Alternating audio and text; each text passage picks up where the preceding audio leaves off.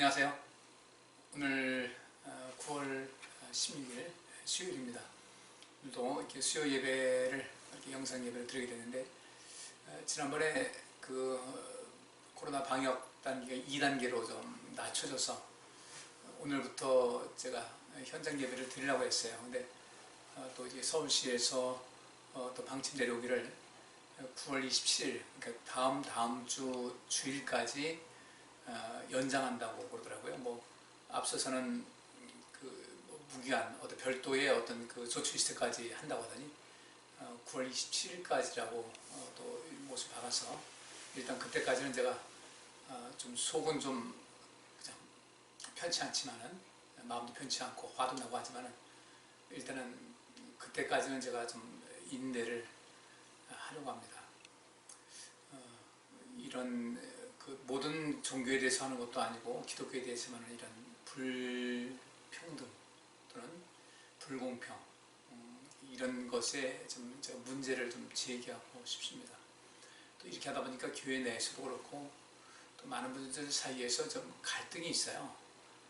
우리 동기 목사님들 중에서도 이 영상 예배, 이 온라인 예배에 대해서 적극 더 지지하는 분들이 있고, 근데 그런 분들을 보면 이제 현장에서 목회 현장에 있는 분들은 아니고 어떤 기관 목회하는 분이거나 또 이렇게 예배를 중점을 하는 하여튼 그런 분이 아닌 분들이 이제 대체적으로 그런 반응을 보이고 있고, 또 어떤 분들은 지금 얘기하더라고 뭐 실외에서는 뭐 10명 이상 집회가 안 된다 하고, 또 식당이나 카페에서는 지금 전부 다 더 밀집해 있으면서 하니까 교회가 식당보다 못한 거냐라고 이제 좀 편찮은 마음을 보내는 분도 있는데, 어쨌든 제가 2주만 좀 한번 참아보겠습니다. 2주만 참고 그 다음에 어쨌든 또 다른 어떤 방안을 좀 해 나가려고 지금 생각을 하고 있습니다. 오늘 우리가 살펴본 말씀은 고린도후서 3장 4절부터 11절까지입니다. 전주인가요? 그때 좀 찬송을 앞에 좀 넣었더니 유튜브에 올렸더니 또 이게 문제가 또 발생을 했어요. 저작권 문제. 그때 어떤 찬송했더니 어떤 이것을 관장하는 분들이 저작권 침해다, 뭐 허가도 없이 이렇게 했다는 것도 있고, 지난주에도 제가 그 영상에 그 헌금 시간에 344장을 불렀더니 그것도 또 올랐어요. 이것도 저작권 침해다. 별다른 뭐 제재는 가는 건 아니지만 이런 것은 안 된다라고 이렇게 해서 제가 이제 그 찬송 나오면서 무음 처리를 했는데 참 여러 가지로 복잡합니다. 복잡하고 좀 편치도 않고 왜 이렇게 해야 될까라는 생각도 좀 들기도 하고요. 우리는 이런 상황 속에서 어떤 분은 그래요. 뭐 바울이 그 모든 이야기를 권세도 하늘에서 내린 것이다, 이렇게 돼서 정부에서 이렇게 그 예배를 금지하는 것도 하나님께 주신 그 권세를 갖고 있는 그 정부에서 하는 것이니까 따라야 된다는 그런 얘기도 있지만, 항상 그런 것만 얘기를 해요. 안 된다는 분들은. 근데 성경 전체를 보게 되면 다양한 것이 있거든요. 하나님께서 모세를 통해서 바로왕을 만나게 하십니다. 그때 뭐라고 하냐면 하나님께 이제 그 메시지를 받은 모세가 이렇게 얘기합니다. 우리 하나님께서 말씀하시기를 우리가 여기 애국에서 좀 떠나서 저 광야에서 하나님께 그 예배를 드리기를 원하신다. 우리가 그렇게 해야 되겠다 했더니 단호하게 반대를 하죠. 이때 하나님께서는 그 이스라엘 백성들을 위해서 애굽에 10가지 재앙을 내리시고 그 짓에 이제 놔주게 됩니다. 이건 과연 어떻게 될까? 바로왕에게 가서 요청했는데 바로왕이 안 된다는데 하나님께서 개입하셔서 결국은 그들 이제 보내게 해요. 근데 그것도 예배 때문에 그런 것이었어요. 광야에 나가서 예배를 드리겠다, 안 된다, 이렇게 되는 거죠. 또 더 나아가서는 이제 그 신정시대가 이어지지 않습니까? 그러니까 하나님께서 이 민족을 직접 통치하시면서 모세를 통해서 여호수아를 통해서 때로는 사사를 통해서 이제 하나님께서 직접 개입하셔서 통치하시는 그 시대가 지났어요. 그리고 사무엘 때에 이스라엘 백성들이 우리에게 좀 왕을 좀 세웠으면 좋겠다 해서 신정시대와 왕정시대가 이제 공존하게 됩니다. 그때는 그 왕들도 하나님께서 지시하는 사람으로 이제 세워졌고 그에게 또 기름을 부어서 왕이 되도록 하셨으니까 그게 이제 신정시대와 인간이 아니라 왕정시대가 이제 겸했던 이런 때인데 이런 것이 나오죠. 아방이 하나님 아주 반하는 그런 행동을 했어요. 그랬더니 이제 하나님께서 엘리야 또는 엘리사라고 해서 아주 강력한 선지자였죠. 굉장히 어떤 다른 말씀만 증거하는 그런 선지자가 아니라 하나님의 능력을 더 많이 보여주는 그런 선지자들이었어요. 이들이 아방에 나가서 가서 이제 하나님께 예배하는 것에 대해서 강력하게 이야기를 합니다. 아합은 계속 거부를 했죠. 또 더 나아가서 이제 아방이 마지막 그 전투를 하게 됩니다. 이제 결국 죽었는데 그 전투에 죽었는데 길르앗 라못이라는 그 아주 굉장히 전략적인 요충지가 있었는데 그토록 좀 그것을 차지하고 싶었던 거예요. 그러니까 거기 있는 모든 그 선지자들이 뭐라고 하냐면 뭐 괜찮습니다. 하나님께 기도했더니 하나님께서 가서 싸우면 반드시 그것을 주신다고 했습니다. 만장일치입니다. 그런데 그것을 유일하게 미가야 선지자만 노라고 합니다. 아니라고 하죠. 그리고 이 아방에게 맞섭니다. 그러면 우리가 지금 현재 처한 이 상황은 어떤 것인가 봤더니 좀 복합적인 거예요. 우리나라는 신정시대가 아닙니다. 우리나라는 기독교 국가도 아니에요. 그러니까 우리가 하나님의 뜻을 모두가 따라야 된다 이런 것도 아닙니다. 그러나 우리나라 대통령은 우리 국민들이 선출을 한 거예요. 국민들이 선출했는데 이 대통령이 또 뭔가 잘못 나간다고 할 때는 국민들은 얼마든지 거기에 대해서 이의를 제기할 수가 있습니다. 근데 누구든 통치자들이 쓴소리할 때 기분 좋은 사람이 누가 있겠어요? 정말 그 뛰어난 리더는 좀 마음이 상하고 편치 않더라도 그것을 들을 수 있는 그런 여유가 있어야 되고 마음이 있어야 돼요. 어쨌든 우리 이 속에서 제가 정말 중요한 것은 하나님 나라를 구하는 그런 삶의 모습을 우리가 놓치지 말아야 되겠다는 겁니다. 우리의 믿음이 식어지지 않게 해야 되고요. 한번 여쭤볼게요. 우리 예배 드리고 있죠? 어떻게 교회 올 때 같이 복장 그렇게 입고 계신가요? 어디? 권사님, 집사님 어때? 어디? 이거 이제 안 보이네 지금은. 미래를 몇 시간 앞을 내다볼 수 있는 분만 있으면 내가 알 텐데. 과연 나는 이 시간 예배 드릴 때 교회 나와서 예배 드리는 것 같은 그런 그 자세, 그런 마음가짐, 그런 복장을 하고 있는가 보셔야 돼요. 이게 좀 몇 번 계속하다 보면요, 그냥 우리 대충 하기가 쉽거든요. 그러지 말자는 거죠. 뭐 주일날 어떻게 하는지 모르겠어요. 어떤 분은 그러더라고요. 딱 11시 맞춰서 이미 녹화된 거 보내드린 거죠. 10시가 딱 돼서 그때 모든 것을 앉으라면 앉고 일어서면 일어서고 모든 걸 그렇게 한다는 거예요. 그렇게 하셔야 돼요. 왜냐면 우리는 그냥 여기서 예배 그냥 보는 것이 아니고 하나님께 예배를 드리는 시간이기 때문에 그렇습니다. 현장 그 실험은 아니에요. 그래도 우리가 이것을 통해서 예배한다고 했으면 여기 지키셔야 돼요. 그렇게 우리가 마음을 갖고 하나님을 섬길 수 있는 여러분 되시길 간절히 바랍니다. 중요한 것, 하나님 나라 구하고 하나님의 의를 구하는 것, 이게 예배의 또 중요한 부분이에요. 이것 때문에 제가 염려를 하는 겁니다. 서로라도 우리 성도님들 믿음이 식어지지 않을까? 우리의 믿음이 좀 나태해지지 않을까? 우리 예배를 좀 소중한 것에 대해서 자꾸 이렇게 흐트러지는 건 아닐까? 그게 제일 염려스러운 거예요. 왜냐하면 우리가 얼마나 힘들게 이 믿음을 쌓아왔는데 뭐 이게 놓치는 건 순식간입니다. 그렇죠? 화재가 발생했다. 힘을 다해서 재산도 뭐고 다 했었는데 화재 한번 났다. 뭐 물난리 났다. 순식간에 쓸 나가는 건데 우리는 그렇게 되면 안 되겠다. 그러면서 제가 여러분에게 말씀을 드립니다. 오늘 말씀은 고린도후서 3장 4절부터 11절까지 내용입니다. 그 화면 나오는 거 좀 보시겠어요? 제가 읽겠습니다. 우리 같이 읽죠, 그 자리에서.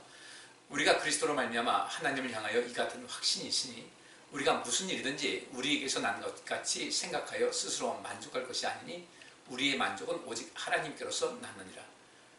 저가 또 우리로 새 언약의 일꾼 되기에 만족해 하셨으니 의문으로 하지 아니하고 오직 영으로 함이니 의문은 죽이는 것이요 영은 살리는 것임이니라. 돌에 써서 새긴 죽게 하는 의문의 직분도 영광이 있어 이스라엘 자손들이 모세의 얼굴에 없어질 영광을 인하여 그 얼굴을 주목하지 못하였거든. 하물며 영의 직분이 더욱 영광이 있지 아니하겠느냐. 정죄의 직분도 영광이 있은즉 의의 직분은 영광이 더욱 넘치리라. 영광되었던 것이 더 큰 영광을 인하여 이에 영광될 것이 없으나 없어질 것도 영광으로 말미암았은즉 길이 있을 것은 더욱 영광 가운데 있느니라. 아멘. 개역 성경이 좀 난해해요. 여러분들 이 말씀을 뭔가 할지 모르겠는데 한번 이 말씀을 좀 쭉 주례하면서 말씀드리도록 하겠습니다. 우리 고린도후서 3장 1절부터 3절까지 말씀 보면 그런 말씀이 있죠. 바울이 얘기를 합니다. 우리는 여러분에게 어떤 다른 추천장이 필요 없습니다. 하나님께서 나를 추천해 주셨고 여러분들이 또 나의 추천서 아니겠습니까? 지난번 수요일날 말씀 볼 때 그렇게 말씀드렸어요. 우리 서로가 서로를 추천할 수 있는, 추천할 수 있고 격려할 수 있고 세워줄 수 있고 자랑할 수 있는 그런 모습 되자. 그랬는데 바울이 그렇게 담대하게 이야기할 수 있는 그 이유가 무엇인가? 이것이 4절에 나와 있어요. 우리가 그리스도로 말미암아 하나님을 향하여 이 같은 확신이 있습니다. 내가 왜 이렇게 난 별다른 여러분에게 내가 어떤 누구에게 추천장을 받아서 가거나 이럴 필요가 없습니다. 그 담대함, 그런 그 확신이 무엇입니까? 여러분이 바로 나의 추천장 아닙니까? 그러니까 바울은 하나님 앞에서도 당당했고 또 이 고린도교 성도들 앞에서도 당당했어요. 여러분들이 싫든 좋든 여러분들이 나를 추천하든 추천하지 않든 난 분명히 나는 여러분에게 있어 여러분들에게 얼마든지 추천장을 받을 수 있는 그런 자격이 있다고 나는 생각합니다. 여러분들뿐이 아니라 하나님께서 역시 마찬가지로 나를 위해서는 분명히 추천장을 써주실 것이고 내가 들려주실 것은 난 확실합니다. 그런데 바울이 말하기를 내가 이 같은 확신을 갖게 된 것이 무엇이냐? 바울은 이렇게 얘기합니다. 그리스도로 말미암아 하나님을 향해서 이 같은 확신이 있다는 겁니다. 그러니까 이 얘기는 뭐냐면 이와 같은 확신을 그리스도를 통해서 하나님 앞에서 갖게 된 것입니다. 그리스도를 통해 하나님 앞에서 갖게 된 것이다. 예수를 만났고 예수님만을 만난 이후에 신앙생활이 온전했다는 거예요. 내가 이렇게 확신하게 된 것은 이렇게 자신있게 모든 것을 할 수 있게 된 것은 예수님을 만난 덕분입니다. 그분 때문에 내가 이렇게 변했습니다. 그분을 통해서 그분을 알게 됐고 하나님을 알게 됐는데 그분을 통해서 나는 하나님 앞에 이 확신을 갖게 된 것이라고 말을 하고 있어요. 그만큼 이 바울은 예수 그리스도를 너무도 잘 알고 있다는 거죠. 예수님을 너무도 잘 알고 있다 보니까 하나님도 너무 잘 알고 있는 거예요. 그러니까 이제 하나님께서 어떻게 눈에 보이게 귀에 들리게 내가 너를 추천한다 이렇게 말씀하신 것도 아닌데도 불구하고 그런 확신은 마음속에 갖는 것이지 그 다른 건 아니잖아요. 이 마음에 그런 확신을 가지게 됩니다. 그 안에 예수 그리스도의 영이 있었어요. 예수 그리스도의 마음이 있었어요. 예수 그리스도를 아는 진정한 지식이 있었어요. 그러다 보니까 내가 이렇게 하면 하나님께서 어떻게 반응하시고 어떻게 나를 보실 것이라는 것을 정확하게 알게 되는 거죠. 우리도 그런 마음이 있어야 되거든요. 지금 나를 하나님께서 어떻게 보실까? 예수로 말미암아 나는 이 안에 확신을 갖게 됐습니다. 어떤 확신? 하나님 앞에서 이 확신을 갖게 되었습니다. 그러니까 하나님 앞에서나 예수 그리스도 앞에서나 담대한 마음을 가지고 있으니 그런 인생 살면서 거칠 것이 무엇이 있겠어요? 매 순간순간 어려움이 있었지만 그 어려울 때마다 주께서 도우신 역사, 다윗의 경험과 같았던 것 같아요. 내가 사망의 음침한 골짜기로 다닐지라도 해를 두려워하지 않을 것은 주께서 나와 함께 하시리라. 그래요. 믿음 있는 사람들은 바로 그런 담대함이 있습니다. 이런 거 있잖아요. 너희는 먼저 그의 나라와 그의 의를 구하라. 그리하면 이 모든 것을 너희에게 더해 주실 것이다. 그러므로 너희는 내일 일을 염려하지 말라. 우리가 하나님의 나라와 하나님의 의, 곧 바꿔 말하면 생명사역을 위해서 열심히 일하다 보면요, 이 모든 것을 채우시는 역사가 있습니다. 사망의 음침한 골짜기로 다닐지라도 해를 두려워하지 않은 이 두려움을 내쫓으시는 그런 확신이 있었고, 바울과 같이 나는 예수 그리스도를 말미암아 하나님 앞에서 가진 확신이 있습니다. 그 확신이 뭐예요? 자기 자신에 대한 확신도 있고 하나님께서 나와 함께 한다는 확신이 있고, 그러니까 매 순간순간 어려움이 있을 때마다 모든 것 다 채워줘서 이 모든 것을 더해 주실 것이라는 그 약속이 마음속에 있다 보니까 이러므로 내일 일을 염려하지 말라. 내일 일을 염려 안 하는 거예요. 그 다음에 내게 어떤 일이 펼쳐지는지 우리는 알 수 없어요. 우리는 지나치게 예언의 은사 받았다고 해가지고 뭐 이렇게 될 것이다 저렇게 될 것이다 점치듯이 하지 말고요. 우리는 내일 일을 어떻게 될지 모르니까 염려하는 거잖아요. 그죠? 여러분도 얼마만큼 예언의 은사가 있어요? 얼마만큼 내일을 잘 알아요? 굳이 알려가지 마세요. 어떻게 하면 돼요? 생명사역 열심히 하다 보면요, 내일 일은 염려하지 않아도 다 잘 되게 돼 있어요. 어려움이 있어도 그 어려움은 어려움 나름대로 의미가 있게 된다는 얘기입니다. 그러면서 바울이 이렇게 얘기합니다. 5절 말씀 보면 좀 성경책을 좀 펼쳐놓으면 좋겠어요. 여기 말씀 볼 때 필요하니까.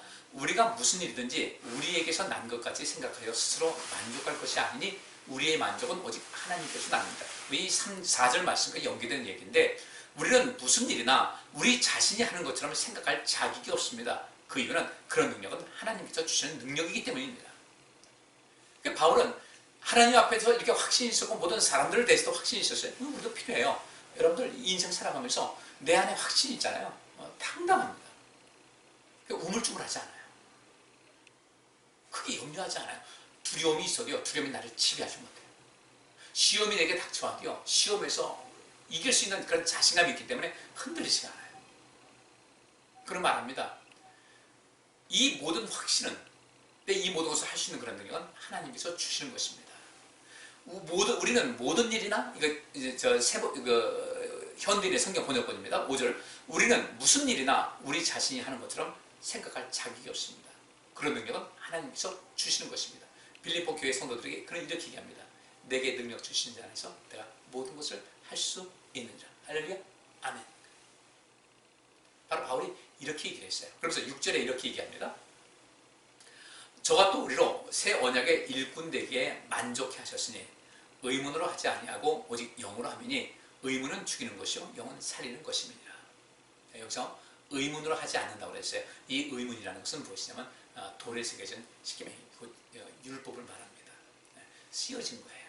문장으로 씌어진 것. 의문이니까 뭐 의심하는 것 그게 아니에요.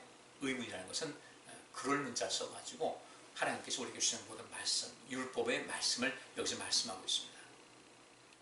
여러분 아시다시피 다른 모든 책은 사람이 썼어요. 근데 이 십계명은요 하나님께서 직접 그 모세가 준비한 돌판 위에 하나님께서 직접 새기신 거예요. 그 차이예요. 십계명과 다른 말씀은 무엇인가요? 다른 말씀은 사람이 썼지만 십계명은 하나님께서 직접 써주셨다. 이 차이인데 바로 그것이 이제 의문인 거예요. 하나님께 주신 의문, 그 십계명의 확대판이 이제 율법이 되는 것이죠. 그런데 하나님께서는 우리로 하여금 새 언약의 일꾼 되기에 만족해 하셨다는 겁니다. 새 언약의 일꾼 되기에 만족하셨다. 이게 뭐냐면 하나님께서는 우리를 새 계약의 일꾼으로 삼으셨는데 이 모든 것을 부족함이 없도록 역사하셨다는 거예요. 그러면 새 언약의 일꾼이 무엇인가? 로마서 8장 1절과 2절 말씀에 이런 말씀이 있어요.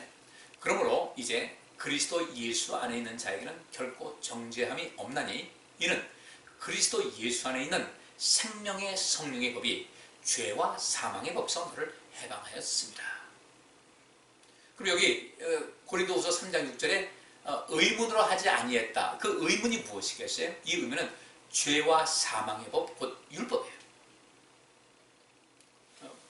바울이 이야기한 대로 율법에 가치가 있습니다. 아주 굉장한 가치가 있어요. 뭐냐면 사람들로 하여금 겸손하게 하는 거예요. 율법은 사람들에게 이렇게 해라 하지 말라 이 모든 걸 줄 때 그 속에서 우리 자신을 지켜보니까 내가 도저히 우리의 육신의 힘 가지고는 율법을 이룰 수가 없다. 하나님의 뜻을 이룰 수가 없다는 것을 깨닫게 된다는 거죠.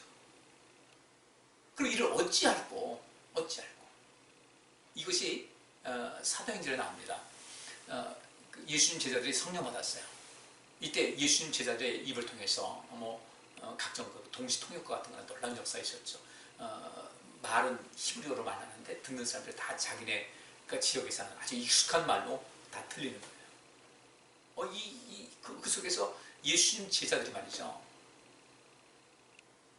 얼마나 담대했는지. 그들의 성경에 나와 있지 않지만은 그들 얼굴로는 하잖아요. 그 얼굴에 얼굴 자신감이 있고 확신에 차고 당당하고 굉장한 기쁨이 있고 자신감 넘치고 이 세상 모든 것을 다 소유한 것 같은 그런 환한 모습이 성령 받았을 때 있지 않겠어요? 우리 성경에 나와 있지 않지만 그 당연하지 않겠어요? 능력이 임했는데 그들의 마음이 바뀌었는데 그들에게 그야말로 이보다 더 좋을 수는 없다라는 일생에서 그와 같이 좋은 행복한 그런 체험은 없을 정도로 얼굴에 행복과 기쁨과 자신감과 단호함과 능력과 그야말로 그 주님의 얼굴을 보는 것 같은 그런 느낌을 아마 사람들이 가졌을 거예요.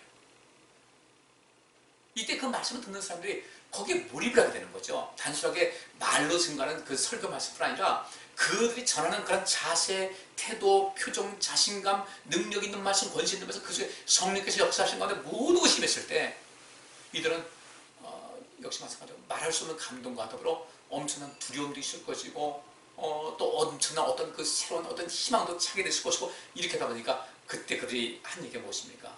형제들아, 우리가 어찌할꼬 그러잖아요. 우리가 어찌할꼬. 자, 이게 대단한 겁니다. 이 어찌할꼬가 뭐예요? 이들은 그런 율법을 잘 아는 사람들입니다.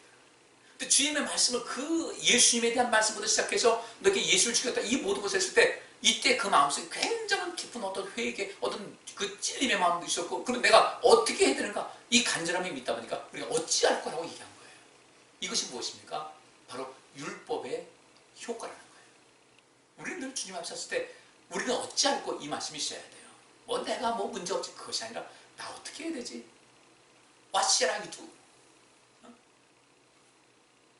What should I do? 이 영어로 뭐 그렇게 내가 뭘 어떻게 해야 되지? 이때 베드로가 한 얘기가 뭡니까? 너희가 죄사함을 받고 성령을 받으라 했어요. 그 죄사함이 뭡니까? 뭐 너 죄인다 이런 것이 아니라 하나님 말씀에 율법에 기록된 모든 것을 살펴봤을 때 내가 부족함이 있다 할 때는 이제는 그 생활 속에서 하나님 말씀대로 살아가는 그런 모든 훈련을 해요. 이미 그것은 이 유대인들은 다 알고 있는 내용이었어요. 죄사함이라고 할 때 단순하게 우리가 넌 죄인이다 이런 것이 아니라 그들의 삶 속에서는 그 죄사함이라는 것이 어떤 의미인지 하나님 말씀대로 살아가는 삶의 양식의 그 모든 것은 행동 양식이다 이걸 알았던 거예요. 그러면 성령 받는다는 거죠. 성령 받는 건 다른 것 아니에요. 내 삶이 변합니다. 그럼에도 불구하고 여전히 갈 길이 멀어요. 그런데 놀라운 사실은 그렇게 발걸음을 한 걸음 한 걸음 뛸 때마다 주께서 함께 하신다는 거죠. 근데 우리는 뭐라 그럽니까? 내가 성령 받으면 할 수 있으니 성령 충만케 없어서. 아니에요. 우리 뭐 신앙생활 하루 이틀 하는 것도 아니고 이 정도 되면요. 우리 선수들 아니야 솔직히. 우리 선수들끼리 성령께서 나에게 함께 하시고 힘주시면 하겠습니다. 이건 선수들 하는 것이 아니고 근데 아이들이 하는 거예요. 아이들. 선수들은 그렇게 얘기를 안 해요. 주님 하겠사오니 성령 부어 주옵소서. 이런 거죠. 이스라엘 백성들이 이제 광야 생활 끝나고 요단강 건널 때 벗개를 메고 갑니다. 어떻게 할 것인가? 벗개를 맨 제사장들이 앞장서는데 그들이 요단강은 범람할 정도로 철저히 넘쳐나는데 하나님께서 홍해같이 미리 갈라주신 것이 아니라 이번에는 그전에는 어린아이 같으니까 갈라주셔서 그렇게 건너가게 한 거예요. 근데 이제는 너희의 믿음으로 건너라는 거죠. 그리고 모든 백성들은 그걸 보는 거예요. 이제는 모세가 하나님께서 어떻게 하시는 것을 보라고 했는데 이제 하나님께서 조금 이제 위임을 하신 겁니다. 자, 이제 너희들의 믿음을 보자. 나도 한번 너희들 믿음 보겠다. 자, 발을 디뎌라. 갈라지지 않고 물이 흐르는데 얼마나 두렵겠어요. 무기가 돼가지고 얼마나 강하게 물을 흐르는데. 근데 놀라운 사실은요. 그 제사장들이 벗개를 메고 발을 내딜 때마다 그때마다 조금씩 갈라지기 시작합니다.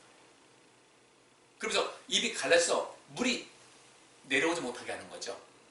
흘러가는 것이니까 그러니까 쭉 흘러내려가고 계속 이 물은 벽을 쌓고 점점 벽을 쌓고 그거 만약에 하나님께서 한번 그 당시 이 비디오를 만드시는 그런 거 있을 텐데 한번 쫙 해놨다가 이렇게 쫙 보이시면 그래 쫙 놀랄 텐데 그죠? 바로 그겁니다. 하나님께서는 먼저 일은 시작하셨지만 그 다음에는 우리에게 해라 내가 도와주겠다 이렇게 합니다. 어린이한테 크는 거와 똑같은 거예요. 해라 도와주겠다. 여러분 자전거 탈 때 뭐라고 해요? 어떻게 해요? 처음 타자마자 탁 달리면 그런 것도 혹시 있을지 모르겠어요. 그런데 어떻게 합니까? 뒤에서 잡아준다고 그래요. 잡아준다. 그럼 막 달립니다. 그러면 앞에 있는 사람은 좀 처음이니까 정신없이 뭐 가면서 나 이거 놓으면 안 돼, 놓으면 안 돼. 그러면 또 뒤에 있는 사람들 우리 다 해봤잖아요. 놨어 이미. 놔서 뒤 쫙 쫓아가면서 나 놨어. 붙잡고 있어. 걱정하지 마. 붙잡고 있어. 걱정하지 마. 막 합니다. 그래서 타고 한참 있다가 놓지마 놓으면 안 돼 했는데 저는 혼자 잘 달려가고 있는 거죠. 그러다가 뒤에 있는 사람이 붙잡지 않은 것을 알 때 그 순간에 갑자기 균형을 잃어가면서 앞에 팍 넘어지는 거예요. 저도 그런 경험을 했어요. 근데 분명히 그 뒤에서 잡아준 사람이 놨을 때 달려간 겁니다. 하나님께서는 처음에 잡아주시지만 그 다음에 우리에게 달려가라고 말씀하셔요. 이걸 바로 우리 주께서 원하시는 것인데, 하나님께서는 우리로 하여금 이 새 언약이라는 것은, 6절의 새 언약이라는 것은 생명의 성령의 법이에요. 그죠? 그러니까 8장 1절과 2절, 우리 여러분 아시다시피 7장에 보면 바울이 오라 나는 공고한 자로다, 누가 나를 사망의 이 큰 데서 건져낼 것이니까 막 안타까워하는데, 그 얘기한 다음에 그런 한 얘기를 바로 8장에서, 그때 뭐 7장 8장 없었잖아요. 바로 이어지는 얘기예요. 그러므로 이제 그리스도 예수 안에 얘기는 결국 정죄함이 없다. 여러분들 그 바울이 그렇게 얘기하면서 하나님의 사랑에 대해서 쭉 얘기하잖아요. 우리를 그리스도의 사랑 안에서 우리를 끌은 것이 무엇이겠냐. 그러면서 그러므로 이제 그리스도 예수 안에 있는 자에게는 결코 정죄함이 없다. 그리스도 예수 안에 있는 자에게는 결코 정죄함이 없다. 그러면 그리스도 예수 안에 있는 사람들은 다 완벽하고 완전한 사람이 아니잖아요. 저도 그렇고 여러분도 그렇고 지금 아직도 완전하지 않아요. 근데 우리가 어디 안에 있어요? 예수 그리스도 안에 있기 때문에 우리에게 정죄함이 없다는 겁니다. 죄를 졌는데 왜 정죄함이 없죠? 그 죄를 이기기 위해서 주께서 말씀하신 생명의 길을 걸기 위해서 힘을 다하고 있는 한 그 사람이 진짜 그리스도인이에요.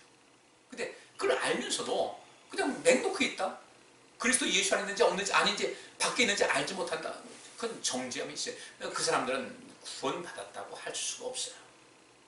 요즘 뭐 너무 예수가 교회에 와서 세례만 받고 뭐 직분받으면 다 구원받는 것 같이 생각하는데 착각이에요. 중요한 것은 내가 그리스도 예수 안에 있는지 이거 알아야 돼요. 그리스도 예수 안에 있는지. 예수님께서 이렇게 말씀하시죠. 너희가 나를 사랑한다면 내 말을 지킬 것이다. 하나님 말씀을 지키고자, 말씀대로 살고자, 내 말을 듣고 행하는 자는 반석에 집을 지을 자 같아서 홍수가 나도 무너짐이 없다고 한 대로 결국 그 사람은 멸망하지 않아요. 지옥 안 가요. 그런데 내가 예수를 믿는다고, 주님 사랑한다고 하면서도 주의 말씀 내가 지키려는데 수고를 하지 않는다? 그 관심도 없다? 죄송한 얘기지만 여기 혹시 그런 분 안 계실 줄 믿지만요, 구원 못 받은 거예요. 이거 우리 확실하게 하셔야 돼요. 그런데 바울은 우리를 새 계약의 일꾼으로 삼으셨다. 생명의 성령의 법을 행하고 널리 선포할 수 있는 그 일꾼으로 삼으셨는데 여기 충분하다는 거예요. 새 언약의 일꾼 되기에 만족해 하셨다. 주님께서 너 그 정도면 됐어 나 한다는 거예요. 근데 이것은 의문으로 하지 않았다는 겁니다. 율법의 모든 규례를 지킨 것은 아니라는 거예요. 우리가 다 율법 못 지키잖아요. 그죠? 서로 다 아는 거예요. 우리 선수끼리 알잖아요. 우리 아직 부족한 거 많아요. 근데 그 의문, 그 율법에 다 이루지 못하는 것을 뻔히 아시는데도 불구하고 왜 하나님께서 우리를 새 언약의 일꾼이 되게 만족해 하셨을까? 다른 건 아니에요. 계속해서 바울이 고백한 그대로입니다. 내가 다 이뤘담도 아니고 그 모든 것이 이루기는 아직도 갈 길이 먼다. 그러다 나에게는 목표가 있다는 거예요. 나에게 목표가 있다. 마틴 루터 킹 목사님이 아주 유명한 설교를 했습니다. 그걸 이제 이거 팝송에도 나오는데 I have a dream이라는 그런 연설을 했어요. 우리는 이 어린아이들이 백인이나 흑인이나 다 같이 한 곳에서 함께 뛰놀 수 있고 함께 대화할 수 있고 사랑할 수 있는 그런 세계를 기대합니다. I have a dream. 나는 그런 꿈을 꼭 갖고 있습니다. 우리도 역시 마찬가지. 나는 아직 다 이루인 것도 아니고 갈 길이 아직 멀지만은 그러나 나에게는 꿈이 있습니다. 내게 목표가 있습니다. 예수 그리스도를 닮아가는 것에는 조금도 내 발걸음을 멈추지 않습니다. 오늘도 그렇게 길을 살았습니다. 이런 사람들은요, 율법이 감히 우리를 이기지 못해요. 그래서 새 언약의 일꾼 되게 만족해 하신 것은, 우리가 하나님의 일꾼을 만족해 하신 것은 우리가 뭔가 모든 하나님 말씀을 다 만족하고 다 이루어서 지금 이 현재 이 순간에 완료로 봤을 때 내가 완전했다는 것이 아니라 지금도 여전히 목표를 향해서 걸어가고 있다. 제자를 잊지 않고 정체도 잊지 않고 걸어가고 있다.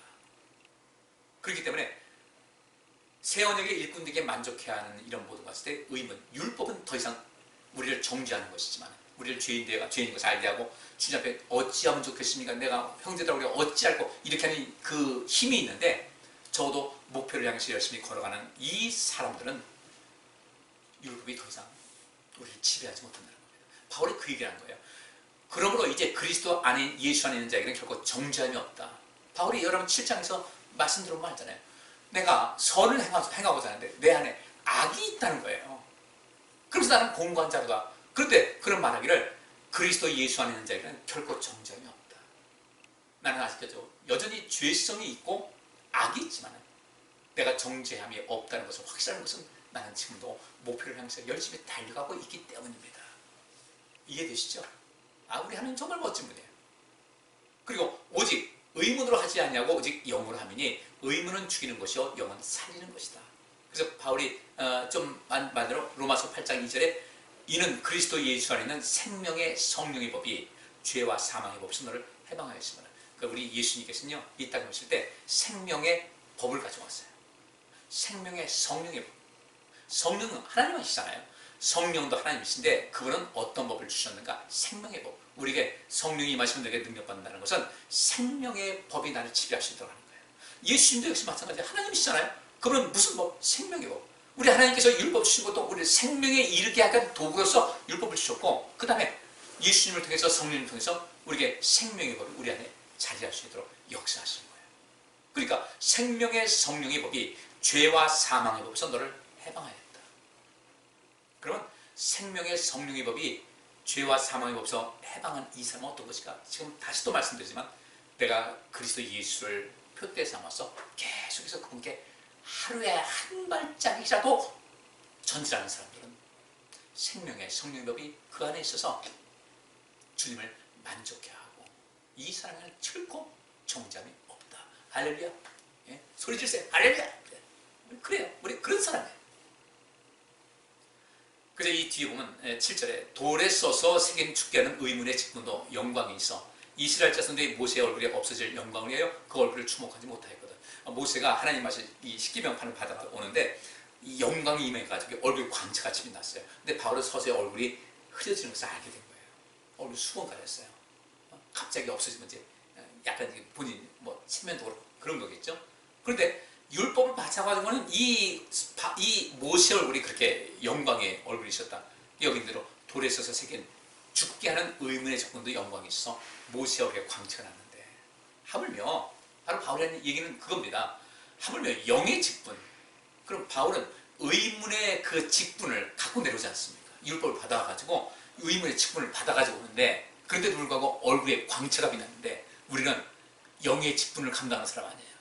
우리 십계명 돌판 안 갖고 있어요. 그럼 우리 뭘 갖고 있어요? 성령이 내 안에 임했잖아요. 성령 충만한 거예요. 성령께서 내 안에 있으니까 우리는 모세는 의문 십계명 돌판을 가지고 내려왔지만 우리는 성령 받은 가운데 우리 영의 직분이 내 안에 있어서 눈에 보이지 않는 영의 직분이 내 몸 안에 있는 거예요. 생각 속에 내 마음 속에 내 손과 발 모든 속에서 영의 직분이 내 안에 있으니 바울이 하는 것이 바로 그겁니다. 돌에 써서 새긴 죽게 하는 의문의 직분도 영광이 있는데 하물며 성령 받아서 영의 직분 살리는 생명의 성령의 법인 이 살리는 영의 직분이 내게 있는데 도대체 우리에게 있는 이 영의 직분이 얼마나 다 큰 영광이 있겠냐 이거예요. 모세가 그 얼굴 광채 빛난 것 그건 비교도 안 될 정도로 엄청난 영광이 있다는 겁니다. 그리고 이 영의 직분이 뭐예요? 한마디로 말하면 생명의 직분이에요. 생명의 성령의 법이죠. 생명의 성령의 법. 그러면 생명의 권사님의 법이에요. 우리 직분이 있잖아요. 내가 직분 받았잖아요. 내가 뭐 목사다, 장로다, 전도다 이 직분 말고요. 우리 그리스도인들은요. 전부 다 주님께서 우리 마음판에 새겨진 십계명 돌판에 새긴 것이 아니라 성령께서 우리 안에 새겨진 그 생명의 성령의 법이 우리 안에 새겨져 있단 말이죠. 성령께서 우리를 인치실 때 생명의 성령의 법이 우리 안에 이미 새겨진 거예요. 그러면 우리는 이 영의 직분, 곧 생명의 직분, 이 세상 모두를 유익하게 하고 성령이 우리에게 임하신 것은 유익하게 하려고 했으니까 모든 사람들 세상을 유익하게 하는 것이라고 했으니까 유익하게 하고 또 어떻게 가난한 자에게 복음을 증거하고 땅끝까지 이르러 내가 주님의 증인되고 땅끝은 여러분들 뭐 땅끝 뭐 이 지리적인 거 공간적인 것만 따지고 없어요. 사실 이 세상 전체가 땅끝이에요. 우리 모두는 생명의 직분이 있어요. 근데 그 생명의 직분 하나님의 나라와 하나님의 의를 구하는 것이 곧 이 생명의 성령의 법이고 그것이 생명의 직분이고 영의 직분인데 그 보상이 뭐라고 그랬어요? 이 모든 것을 너에게 더하신다. 얼마나 멋지십니까? 이제 뒤에 보면 이런 얘기에서 9절 말씀 보니까 정죄의 직분, 곧 율법의 직분도 영광이 있으신 즉 의의 직분, 의는 살리는 거 아니겠습니까? 공의, 정의는 살리는 거예요. 의의 직분은 영광이 더욱 넘치리라. 그러면서 10절 보니까 영광되었던 것이 더 큰 영광이나요? 예, 영광될 것이 없어. 모세가 가지고 있었던 그 율법의 영광, 그 의문, 그 새겨진 그 의문, 그 새겨진 그 말씀과 그 돌판, 그것도 영광이 되었는데 죽음을 주는 영광이었어요. 근데 우리는 그 율법을 통해서 살게 됐어요. 내가 죄인 것을 깨닫고 주님 앞에 오게 하는 조건이 율법이었으니까. 근데 그것도 사람을 살리는, 죽이는 것이 아니라 실제로는 사람을 살게끔 하려고 죽이는 것이었어요. 인간적인 생각을 줄이고 하나님의 은혜 가운데 돌아오게 하는 이런 그런 직분이었어요. 여기서는 죽이는 직분이라고 했지만 실상은 뭐예요? 세례받을 때 물에 잠그지 않습니까? 나는 죽고 예수 그리스도 말미암아 사는 거예요. 그래서 그런 면에서 죽는다는 것은 일시, 잠시 잠깐의 인생은 죽지만 영원히 살게 하는 그런 직분이 바로 율법의 직분이었던 겁니다. 이 율법이 영광되었어요. 10절 보니까 영광되었던 것. 이것은 뭐예요? 과거형이죠. 영광되었던 것. 그것은 과거 율법을 말하고 있어요. 영광되었던 것이 더 큰 영광이 왔어요. 여러분 달빛 잠만 밝아도요, 낮 되면 해 때문에 달이 안 보이는 거예요. 율법도 영광이 있었어요. 근데 결국은 율법도 죽이는 것이라고 하지만 사실 이 인간적인 것은 죽이고 실제 생명을 살리기 위한 그런 것이었잖아요. 어쨌든 죽이는 것이었어요. 근데 이 성령의 생명의 법은요, 이건 절대 죽일 것이 없어요. 생명의 성령의 법은 절대 죽이는 것이 아니에요. 그러니까 이 생명의 성령의 법, 하나님의 은혜의 법, 예수 그리스도의 은혜의 법은 과거 율법보다 더 큰 영광인 거예요. 그러니까 영광되었던 것이 곧 율법, 영광되었던 율법이 더 큰 영광인 하나님의 은혜, 생명의 성령의 법으로 인하여 더 이상 영광을 나타낼 것이 없다. 이제 성령께서 임하셨으니까 11절 마지막 절입니다. 없어질 것도 영광으로 말미암았은즉. 없어질 것도 모세 얼굴에 영광이 없어졌잖아요. 어쨌든 그건 영광이 있었잖아요. 없어질 것도 영광으로 말미암았은즉. 그의 율법이 길이 있을 것은, 영원토록 있을 것은 더욱 영광 가운데 있다. 여러분께서 생명사역의 직분을 잘 감당하면 영원한 영광이 있습니다. 이제부터 생명사역 어떻게 해야 되지? 많이 말씀드렸잖아요. 예배 시간마다 그랬으니까. 근데 아직도 생명의 성령의 법을 무엇인지, 이 생명사역이 무엇인지 갈 길이 굉장히 많아요. 실천할 수 있는 것이 보통 많은 게 아니에요. 가난한 자에게 복음 전하는 거죠. 쌓였어요. 얼마든지 쌓였어요. 내가 교회를 살리고 성도들 개인이 살고 이 세상을 살리고 나는 무엇을 해야 될 것인가 고민 좀 하시라는 거예요. 내가 이제까지 살아왔던 모든 삶의 양식을 내려놓고 이제 난 더 성장해야 되는데, 지금부터 더 앞으로 나가야 될 텐데 무엇에서 더 나가야 될 거죠? 지금 여러분들 분명히 어떤 상황에서 다 정지되는 것이 있다. 정지되는 것이 있어요. 나 이거 참 자세하게 다 말씀드리고 싶은데, 혹시 여러분들 중에 목사님이 좀 다른 의도가 있는 것 같다고 오해할까봐 내가 이것은 다 말씀드리지 않는데 언젠가는 할 거예요. 우리 성도들이 어느 정도 이제 수준 더 많이 올라가게 되면 제가 할 겁니다. 머물러 있으면 안 돼요. 모든 것이 다 넘어가야 돼요. 몸은 늙어간다 할지라도 다 하셔야 돼요. 몸도 가능하면 늙어가지 않게 조심하셔야 돼요. 요 팁 하나만 말씀드릴게요. 사람이 이 손으로 많은 일을 하지 않습니까? 손에 힘이 커야 되는데 손에 악력을 키워야 된다고 하더라고요. 저기 고무줄 없나 모르겠네. 고무줄 이렇게 그 밴드 있지 않습니까? 이렇게 노란 고무줄, 그거를 한 번 내가지고 두 겹으로 만들어가지고 요 사이 손가락 끼고서 이렇게 또 여기서 이렇게 그다음에 이것도 이렇게 하게 되면은 악력이 강해진대요. 온몸이 건강해지고 건강한데 장수할 수 있는 그런 길이 있다고 하더라고요. 훈련하네요. 우리 신앙도 훈련해야 돼요. 머물러 있으면 안 돼요. 딱 그 자리에 서서 맨날 그 모습이 그 모습이에요. 똑같이 신앙생활 변함이 없어요. 안 돼요. 더 사랑해야 되고, 더 용서해야 되고, 더 충성해야 되고, 더 얼굴 활력이 넘쳐야 돼요. 즐거움이 있어야 되고, 행복해야 돼요. 더 행복해야 돼요. 우리 몸에 나이 먹어서 쇠퇴하는 것, 이거는 속도를 좀 줄일 수 있지만 막을 수는 없잖아요. 근데 그 외에는 더 잘했어요. 여러분들 절대로 꼰대 소리 듣지 말고 이제 멋있게 살아서 여러분 그리스도께서 영광 받으신 거지, 여러분도 영광 가득한 생명사역의 주체가 되시고 또 생명사역의 모든 그 일에 하나님 만족시키시고 합당하다고 칭찬받을 만한 여러분의 삶이 되시기를 주의 이름으로 축복합니다. 기도하겠습니다. 하나님, 말씀 받습니다. 말씀 마음속에 깊이 새기고 그 말씀 실천해서 생명사역의 그 주체, 또 생명사역의 선구자가 되어서 우리 자신도 영광스럽고 온 세상을 복되게 만드는 하나님의 귀한 백성들 다 되게 하여 주옵소서. 오늘도 함께 하시면 감사합니다. 우리 성도님들 늘 건강하게 하시고 안전하게 하시고 속히 이 예배가 정상화되게 하여 주옵시며 이 나라 이 민족의 공정과 또 평등과 정의, 지금 위정자들이 외치는 그런 모든 것, 말은 외치지만 무너지고 있는데 이 모든 것이 이 세상에 실천될 수 있도록, 실현될 수 있도록 주님 도와주시고, 하나님 온 세계 팬데믹 역사 속히 종식될 수 있도록 주님께서 도우시면 속기를 베풀어 주옵소서. 이 밤도 우리 모두를 평안케 하여 주옵소서. 매일매일 주님과 동행하면서 끊임없이 더욱더 영광된 그 생명사역의 귀한 직분자들로 살아가게 하여 주옵소서. 예수 그리스도 이름으로 기도하옵나이다. 아멘. 네, 금요일 차례 때도 또 만나겠습니다. 네, 반갑습니다. 감사합니다. 네, 편안하세요.